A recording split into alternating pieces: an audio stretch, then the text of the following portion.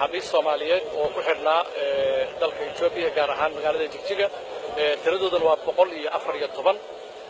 ayagoo lagu kala xukumay yani xabsiyo kala duwan qaarkood ay ku xukunaayeen 20 sanadood marka saadaradeed ilaahay mahadii waxa keenay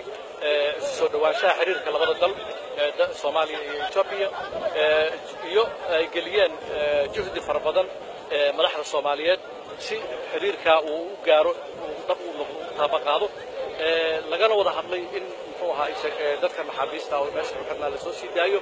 waxaan aad iyo aad uga mahad celinaynaa marka hore mahad Ilaahay baas kale dawladdeena Soomaaliyeed oo gelisay waqti iyo muxuu ahaa wax walba gelisay in ay arrintan maanta suurtagal noqoto waxa kale oo mahad celinaynaa dawladda Itoobiya iyo madaxdeeda gaar ahaan waxaan u mahad celinaynaa xafiisyadeeda oo dhan ha noqoto xafiiska ra'iisul wasaaraha ha noqdo xafiiska arrimaha dibadda waxa kale oo si gaar uga mahad celinaynaa maamulka dawladda ismaamulka Soomaaliyeed dalka Itoobiya gaar ahaan madaxweynahooda Cabdi Maxamed Cumar oo isagana ka qaatay qayb weyn iyo dadaal fara badan in la soo sii daayo marka waxa weeye waa arrin aad iyo aad loogu farxi karo oo muxuu ahaa sheegtaa bagal ah oo bilow ah xiriirkii ay labada dalna yani u noqonayso mid maanta bilow ah oo laga arkayo in labada dal ay aad iyo aad isugu dhow yihiin Soomaaliya iyo Itoobiya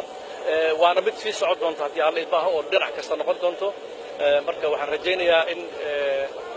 ummadda Soomaaliyeedna ay aad iyo aad yani ay u arkaan ay u dareemaan walaalnimada iyo wada shaqaynta